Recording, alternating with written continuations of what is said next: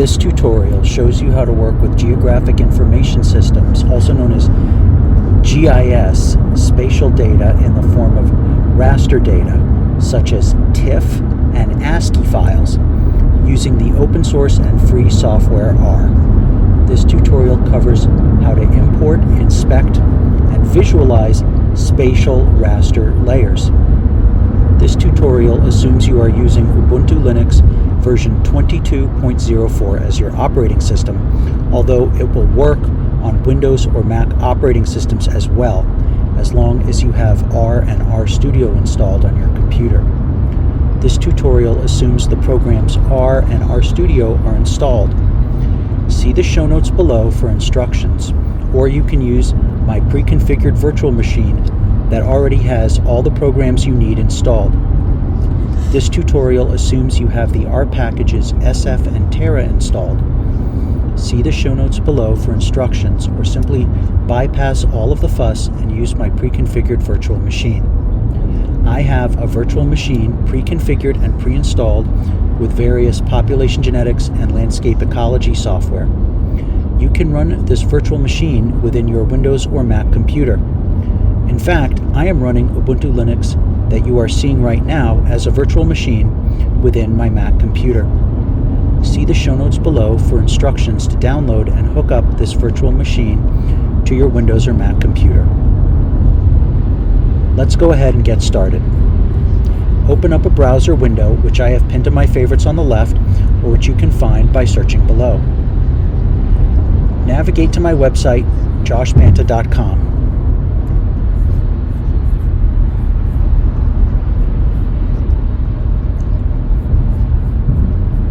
Click on Tutorials. Use Control F to search for the tutorial called Rasters in R. Click on it. Click on Files Needed for Tutorial. Click the Download button.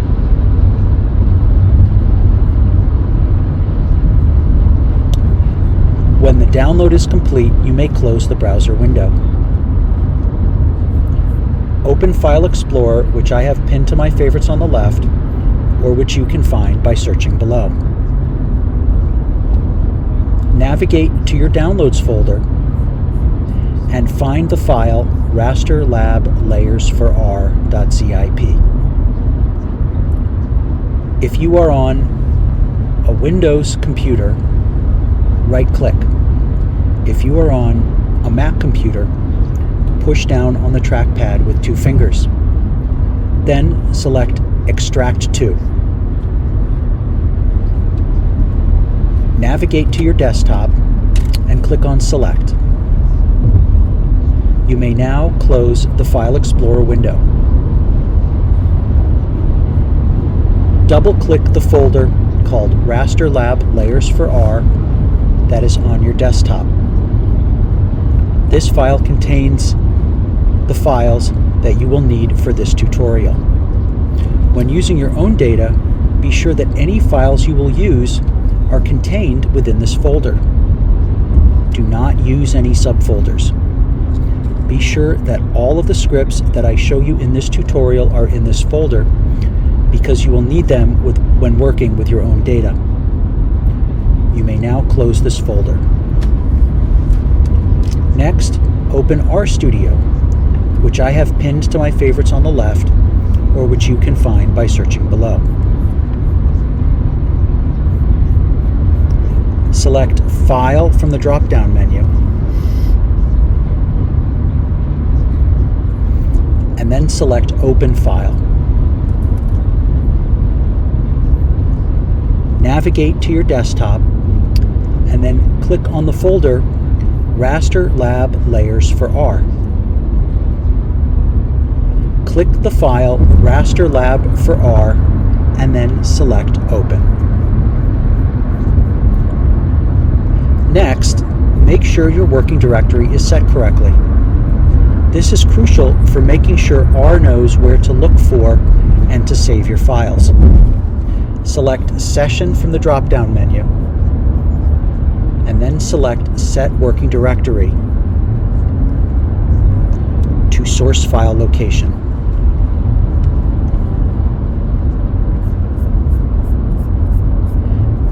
Now load the SF and Terra packages. Highlight lines 10 and 11 and click on Run. In addition to the core functionality of the Terra and SF packages and the base R packages, we will be sourcing several custom R scripts that contain useful functions for this tutorial.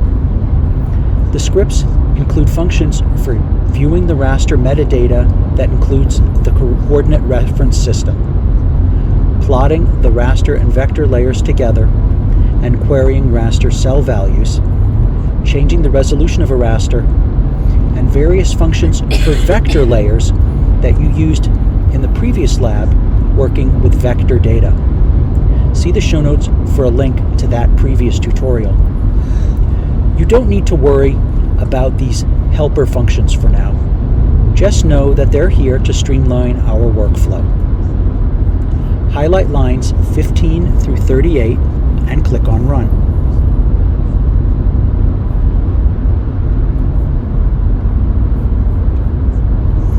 Let's start by importing the first raster layer, which represents average annual temperature in degrees Celsius multiplied by 10.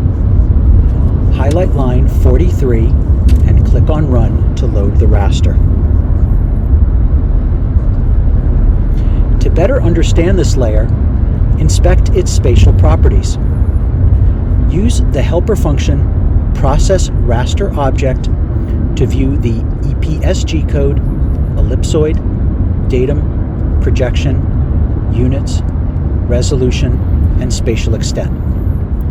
Highlight line 48 and click on Run. The EPSG code of Bio1 is 4326.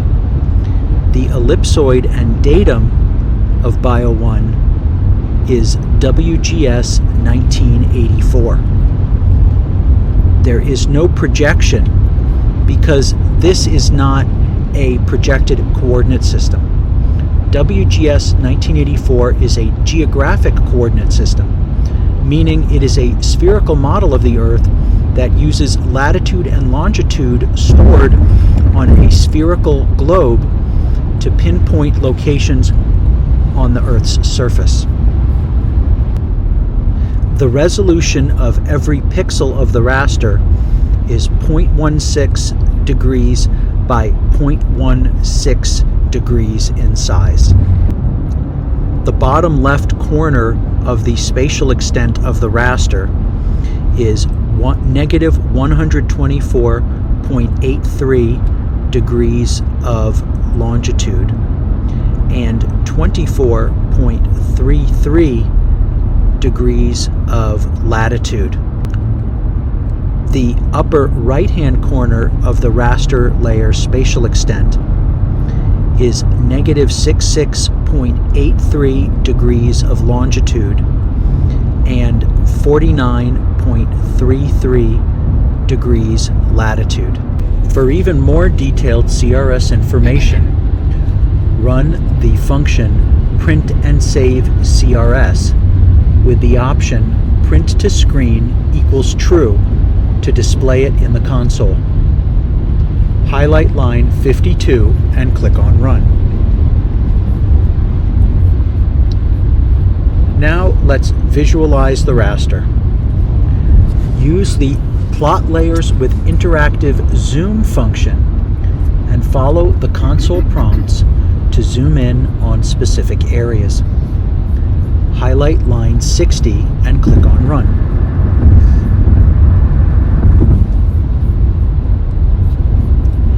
Notice in the console window it asks you if you want to zoom in. Hit Y for yes and click Enter. Click on any 4 areas on the screen to form a box.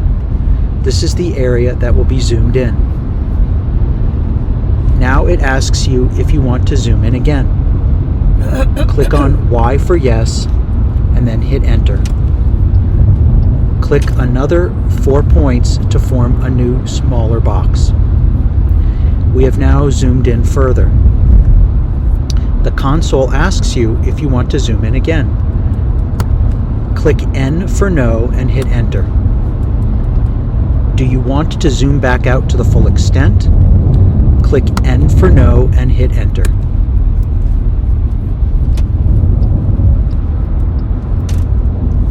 Let's go deeper and query the values of individual raster pixels.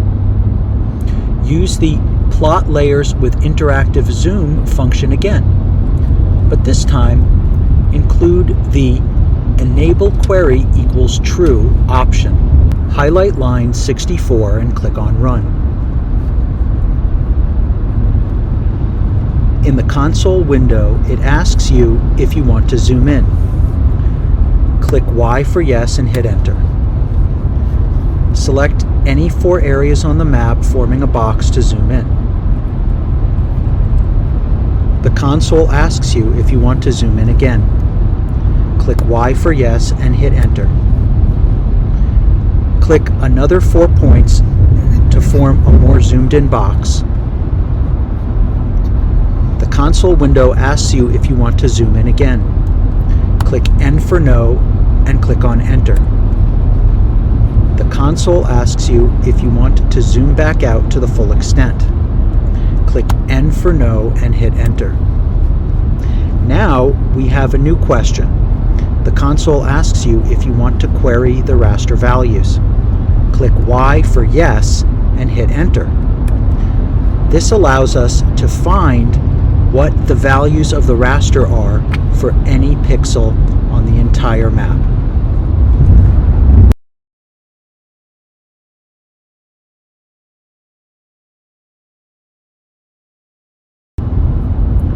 When finished, click on the console window and then click Escape. The console will ask you if you want to save the query results, those raster values, to a CSV file. This is a useful option. For now, we will click N for no and hit Enter. This is a quick splice to ask you to consider subscribing to my channel by hitting the subscribe button. It does not cost anything. It is totally free. But if you like what I am doing and want to support my work, I encourage you to visit patreon.com/joshbanta and make a voluntary contribution. The link is in the show notes below. Your support helps me to deliver new content and keep this channel current and vibrant. Thank you. But this is something you could experiment with on your own if you needed to save these values to a file. Now let's import the second raster layer, which represents total annual precipitation in millimeters, by highlighting line 69 and clicking Run.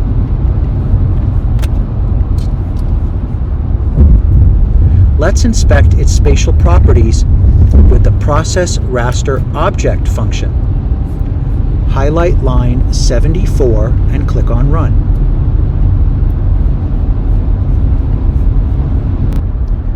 The EPSG code of Bio12 is 9311. The ellipsoid is Clark 1866, and the datum is North American Datum 1927, abbreviated as NAD27. The projection is U.S. National Atlas Equal Area, and the units of the projection are in meters, spelled in the British and Canadian way. The resolution of the raster is 18,000 by 18,000 meters in size for every pixel. The coordinates of the bottom left corner of the spatial extent are represented in units of meters from the origin. The upper right-hand spatial extent of the raster is similarly represented in units of meters from the point of origin of the projection.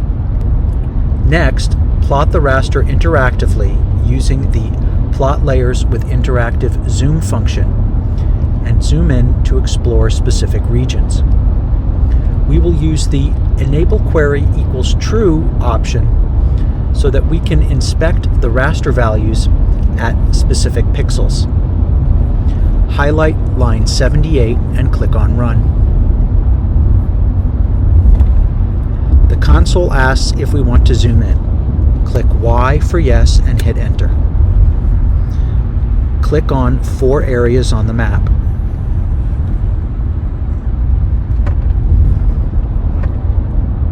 The console asks us if we want to zoom in again. Click Y for yes and hit Enter. Click on another 4 areas on the map to zoom in further.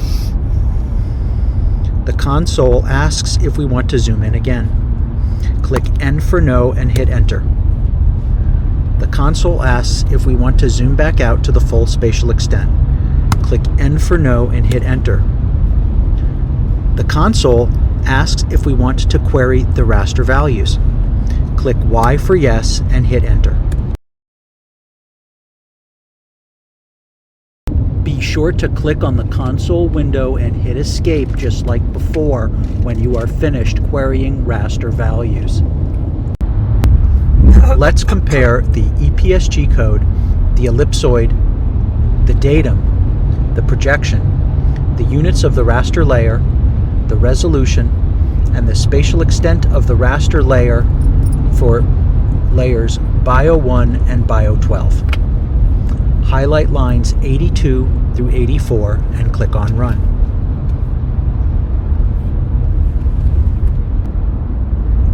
They are not the same. We need to reproject one of the raster layers to match the other one. Let's reproject Bio12 to have the same CRS, resolution, and spatial extent as Bio1. Highlight line 93 and click on Run.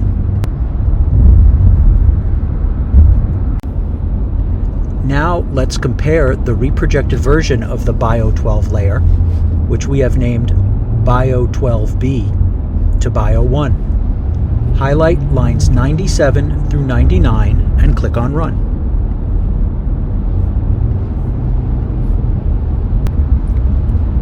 Notice that they are the same. Instead of reprojecting Bio12 to have the same CRS, resolution, and spatial extent as Bio1, we could alternatively reproject both Bio1 and Bio12 to a common EPSG code. We discussed EPSG codes in the last video. See the show notes below for more information about EPSG codes.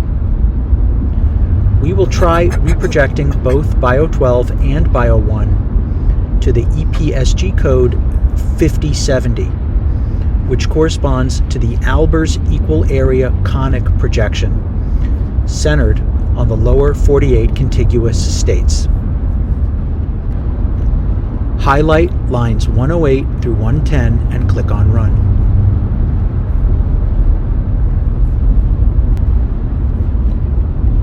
Now let's compare the version of the Bio12 layer we reprojected to EPSG code 5070, which we have named Bio12C, to the version of the Bio1 layer we projected to EPSG code 5070, which we have named Bio1C.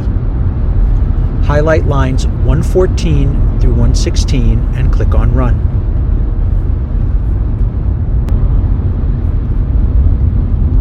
They are somewhat the same,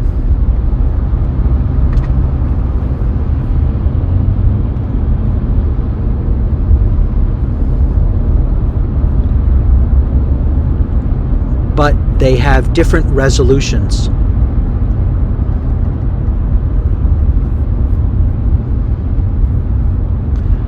When you are reprojecting a raster to a target CRS by using the EPSG code, you need to specify the target resolution of the reprojected raster. Otherwise, there's no resolution specified, and the project function will arbitrarily choose a resolution for you that won't necessarily match other rasters. We will try reprojecting both BIO12 and BIO1 to the EPSG code 5070 again. But this time we will use the option res equals 18,000 to specify the resolution.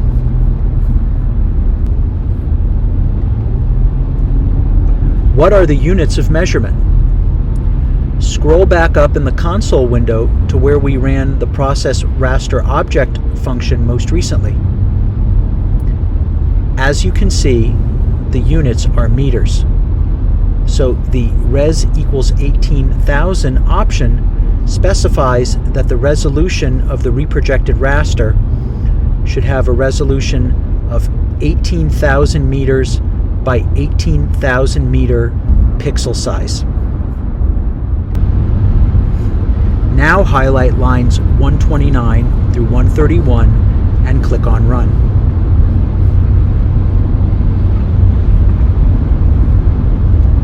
Notice that BIO12 reprojected to EPSG code 5070 with a resolution specified of 18,000 meters by 18,000 meters,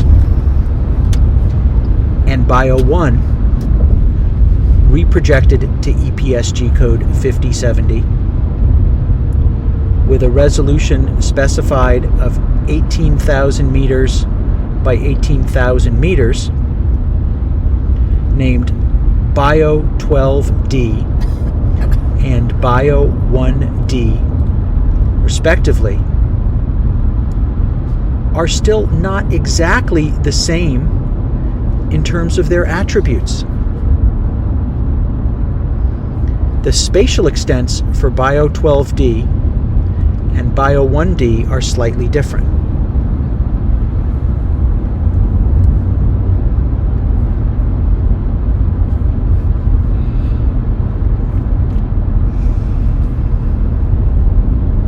This is because we did not specify a target spatial extent. We specified a target CRS by using the EPSG code, but not a target spatial extent. This happens all the time when working with raster layers. But many programs that you may work with expect the raster layers to have exactly the same properties, including exactly the same resolutions and spatial extents. We can use the resample function to make the resolution and spatial extent of a raster match that of another raster. Both rasters must already have the same EPSG code, ellipsoid, datum, projection, and units. We will resample BIO12D to have the same resolution and spatial extent as BIO1D. Highlight line 148 and click on Run. We resampled BIO12D to have the same resolution and spatial extent as BIO1D. This created a new raster layer called BIO12E. Does BIO12E have the same EPSG code, ellipsoid, datum, projection, units, resolution, and spatial extent as BIO1D? Double check. See lines 97 and 99 and use those steps. But change the names of the raster layers to the names of the ones you want to compare. You want to compare BIO12E to BIO1D, like David. If you are performing this tutorial for my class, I must see this step in your recording. Now I will show you how you can change the resolution of your raster layers. Specify the resolution you want the raster to have and create create a new raster layer with that resolution using the change resolution function. Highlight line 159 and click on Run. This function takes our original raster layer BIO12 and makes a new raster layer BIO12F with a resolution of 180,000 meters by 180,000 meters. Let's compare the resolution of the original raster layer BIO12 to the resampled raster layer BIO12F.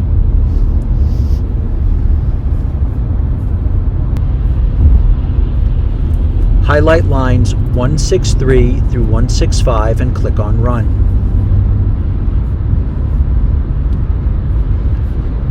Look carefully.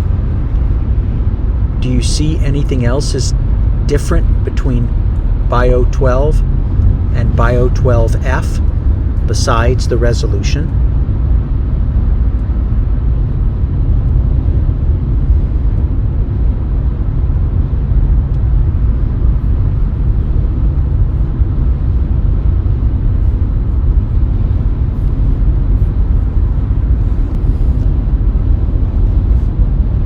The spatial extent of the upper right-hand corner of the raster layer is different between BIO12F and BIO12. This is because the pixel sizes of the original raster BIO12 and the new raster BIO12F are so different from one another. The original raster BIO12 had a resolution of 18,000 by 18,000 meter pixels. The new raster BIO12F has a resolution of 180,000 by 180,000 meters per pixel. The spatial extent of the new raster BIO12F has to be different to accommodate the different size of all of the pixels. Now plot the raster layer BIO12F. See line 78 for a hint about how to do this. Change the name of the raster layer to be plotted to BIO12F. If you are performing this tutorial for my class, you must show this step in your video recording. Now let's change the resolution of the raster layer BIO1C to 9,000 meters by 9,000 meters. Use the code on line 149 to help you do this. Change the name of the layer you want to resample to BIO1C, and change the name of the new raster layer you are creating to something new. If you are performing this tutorial for my class, I must see this step in your recording. Let's save one of the layers, both for future purposes and for data sharing purposes. We will save the layer in the TIFF file format with the .tif file extension. This format allows for the CRS information to be stored as part of the image file. It also allows for multiple raster layers to be saved as a single file with the .tif file extension. Although we won't be taking advantage of that feature here, we will only be saving one raster layer to the TIFF file. Overall, the TIFF format is a good one for raster files. Highlight line 187 and click on Run.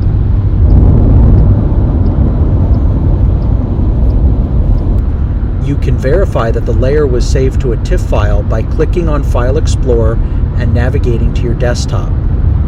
Then click on the folder Raster Lab Layers for R.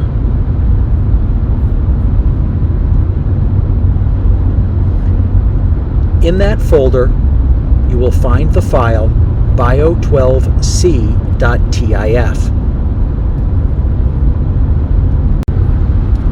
Now save the layer bio12F to a TIFF file. Use the code on line 187 to do the job, but change the name of the layer you are saving out to bio12F, and change the name of the TIFF file you are creating as well. If you are performing this tutorial for my class, I must see this step in your recording. Next, we will clip one of these rasters to the entire state of Texas.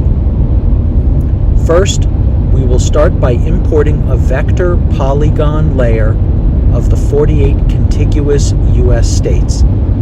This is not a raster layer. This is a vector layer comprised of polygons. Highlight line 197 and click on Run. Now let's plot the 48 U.S. states. Highlight line 201 and click on Run. Be patient.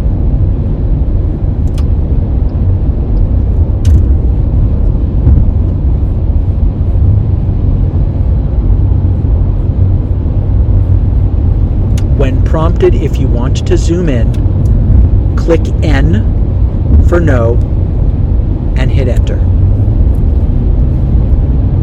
Let's look at the attribute data for the lower 48 layer. Highlight line 205 and click on Run. This shows all of the columns of data and the first 5 rows, meaning the first 5 polygons. So each column shows the attribute data for each polygon and rows. Let's look at just the column names. Highlight line 209 and click on Run. This gives us just the names of the attributes of every polygon. Let's look at one of those attributes. Let's look at the one called Name.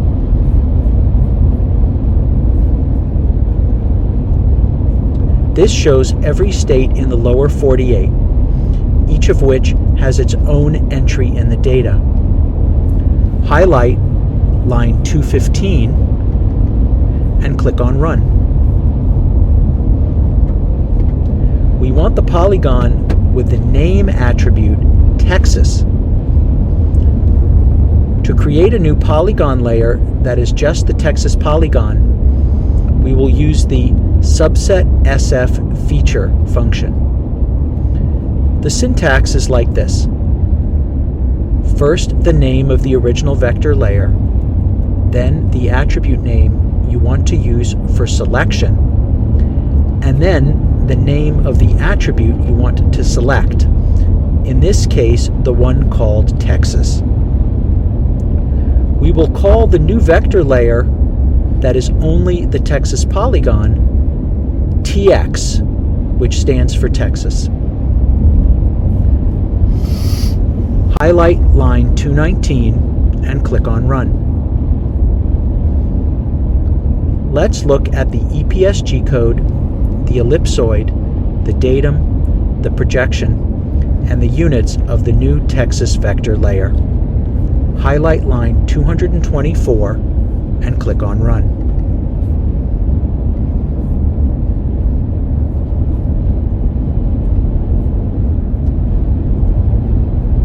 Now let's plot the new Texas polygon layer on top of a raster layer.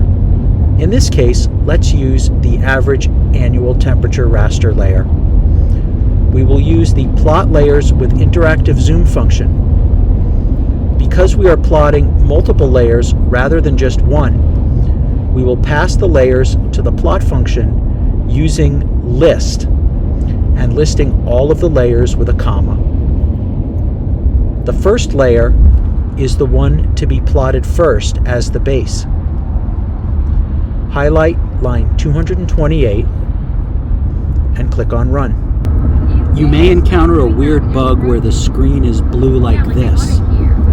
If this is the case, I am on a Mac. I found that I had to exit full screen mode for the virtualization, and I had to drag the window smaller so that it took up less area on my screen. Then I was able to see the proper image plotted on the graph. The console asks if we want to zoom in. Click N for no and hit enter. Where is the Texas polygon layer? It is not being shown. To troubleshoot, let's look at the ellipsoid, datum, projection, and coordinate units of both layers, Bio 1 and the Texas polygon. Highlight lines 235 through 237 and click on Run. Do Bio 1 and the Texas polygon layer have the same EPSG code, ellipsoid, datum, projection, and coordinate units?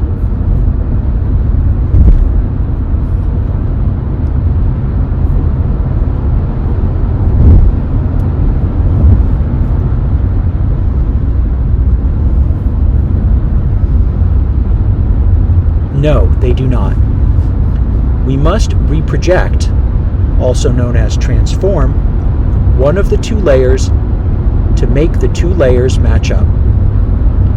We can either transform the Texas polygon layer to the EPSG code, ellipsoid, datum, projection, and coordinate units of the Bio 1 raster layer. Highlight line 246 and click on Run. This will create a new Texas polygon layer called TX2 that has the ellipsoid, datum, projection, and coordinate units of the Bio 1 raster layer called Bio 1. Or we can transform the Bio 1 raster layer to the EPSG code, ellipsoid, datum, projection, and coordinate units of the Texas polygon layer. Highlight line 250 and click on Run. This will create a new raster layer called Bio 1E that has the ellipsoid, datum, projection, and coordinate units of the Texas polygon layer called TX. Now let's check if the Texas polygon layer called TX2 and the raster layer called Bio 1 have the same EPSG code, ellipsoid, datum, projection, and coordinate units. Use the code on lines 235 and 237, but substitute the name of the Texas polygon layer on line 237 for the name of your new Texas polygon layer that has been reprojected, or in other words, retransformed to match the Bio 1 raster layer. Remember that this new Texas polygon layer is called TX2. If you are performing this tutorial for my class, I must see this step in your recording.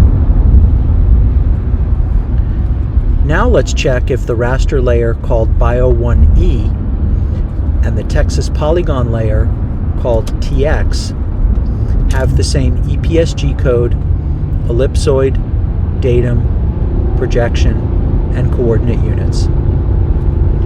Use the code on lines 235 and 237, but substitute the name of the raster layer on line 235 for the name of your new raster layer that has been reprojected, or in other words transformed, to match the Texas layer. Remember that this new raster layer is called Bio 1E. If you are performing this tutorial for my class, I must see this step in your recording. Now let's try again to plot the Texas polygon layer on top of the Bio 1 raster layer called Bio 1E that has been reprojected to match the Texas polygon layer called TX. Highlight line 262 and click on Run.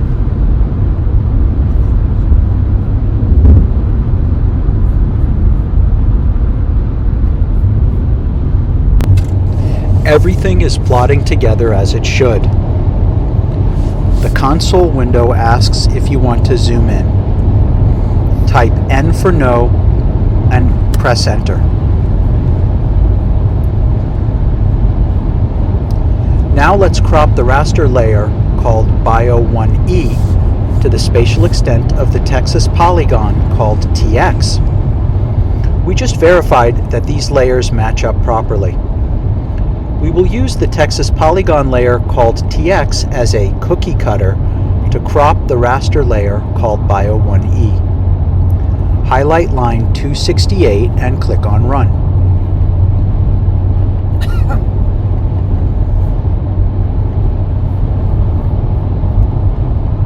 This creates a new raster layer called Bio1 Cropped that has the raster information of Bio1E at the spatial extent of the state of Texas. To verify this, let's plot it. Highlight line 272 and click on Run.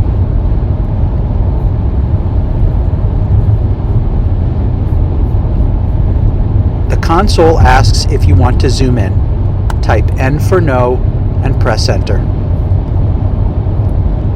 Now we will save the raster to a file, but we will save it to a different format, ASCII. This format with the file extension .asc is extremely simple. It is a plain text file with the minimum information needed to store the raster information. This format is used by the program Maxent and may be useful for other applications as well. Highlight line 280 and click on Run.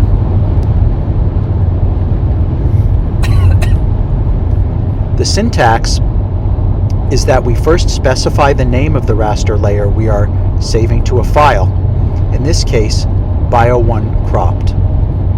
The next item is the file name we want to save the layer to. In this case, a file we will name Bio1 Cropped.asc. The use of the .asc file extension tells the write_raster function to save it as an ASCII file with the .asc file extension. Use the other two options when saving to an ASCII file to make sure it has the right attributes. Let's learn more about this very simple ASCII raster file format. To do that, we will also save a very simplified version of this very simplified file format, where all the data is recoded as 4 and all the empty spaces are recoded as 1. Highlight line 286 and click on Run.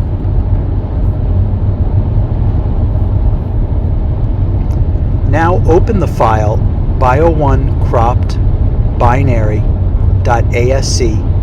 in a text editor.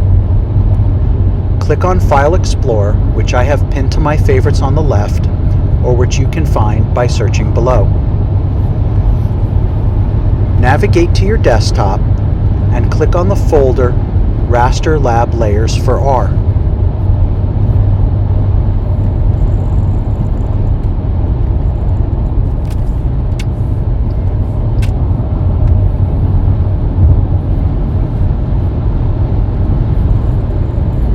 Find the file we just saved called Bio1 Cropped binary.asc. If you are on a Windows computer, right-click on it. If you are on a Mac, push down on the trackpad with 2 fingers. Select Open with Other Application.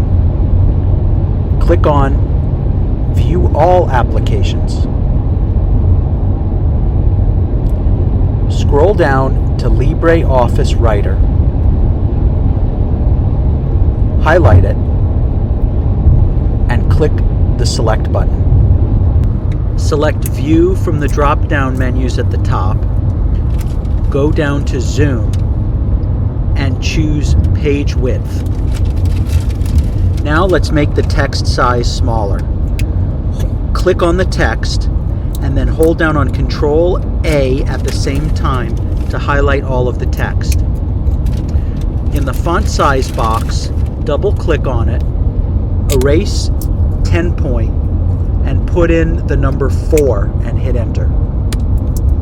Use the scroll bar on the side, click on it, hold the click to drag the scroll bar up.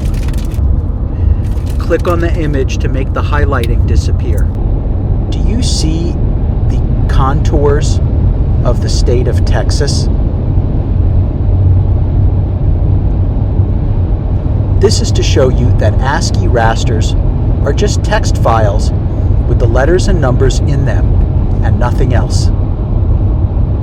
If you look up at the very top, there is information about the dimensions and resolution of the raster, as well as what number is used to refer to empty space, meaning spaces containing no data. The remaining lines show the actual raster data. The data for every pixel in this ASCII raster is coded with a number, which is either no data, a 1, or the data for that pixel. In this case, we coded all the pixel data with the number 4. But in a real ASCII raster, each pixel would have the numeric data for that cell. Now let's open up bio1cropped.ascii, which is our real ASCII raster file with the real data. Click on File Explorer again to bring the window to the front. Be sure you're in the Raster Lab Layers for R folder on your desktop. Find the file bio1cropped.ascii. If you are on a Windows computer, right-click on it. If you are on a Mac, push down on the trackpad with 2 fingers. Select Open with Other Application. Click on View All Applications. Scroll down to LibreOffice Writer, highlight it, and click the Select button. As you can see, the no data value corresponding to empty pixels is -999. This is a standard code used for ASCII rasters. The other pixels contain the data for those pixels. In this case, the average annual temperature for that pixel in degrees Celsius multiplied by 10. You can no longer see the contours of the state of Texas because the typesetting of the no data values and the typesetting of the data pixels is no longer the same size. But it's still the same simple data format as before. Now I will show you that R can read the simple ASCII raster file format and import the raster into R. We will read in the ASCII raster that we save to a file using the rast function. We will read it into a raster layer in R called bio1cropped.b. Click on RStudio to bring it to the front if you haven't already.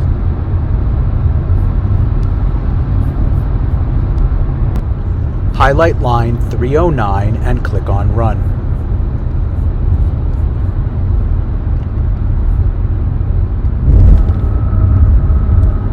Inspect the EPSG code, the ellipsoid, the datum, the projection, the units of the raster layer, the resolution, and the spatial extent of the raster layer you imported, called bio1cropped.b.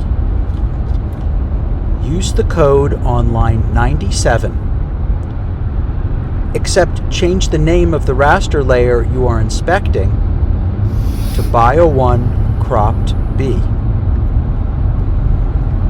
If you are performing this tutorial for my class, I must see this step in your video recording. Now, plot Bio1 cropped B. Use the code on line 64, except change the name of the raster layer to Bio1 cropped B.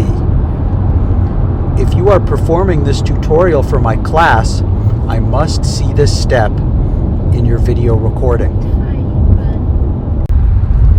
Now I turn it over to you. Do the following. Crop the raster layer Bio12, which is total annual precipitation, to the spatial extent of another state besides Texas.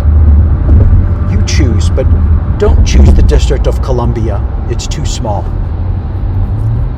You must follow all of the steps on lines 215, 219, 250, 262, 268, and 272, except substitute the names of the raster layers for the names of the raster layers that you will be using.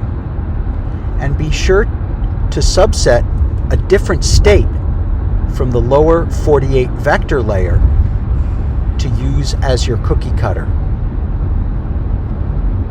No skipping any of the steps I've listed above. I must see all of the steps.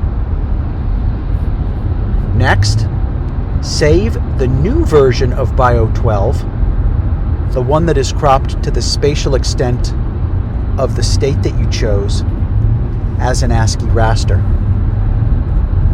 Follow the steps on line 280. Next, review the new ASCII raster that you created by opening it in a text editor. If you are performing this tutorial for my class, I must see these steps in your video recording. After you have completed these steps, you have completed the tutorial.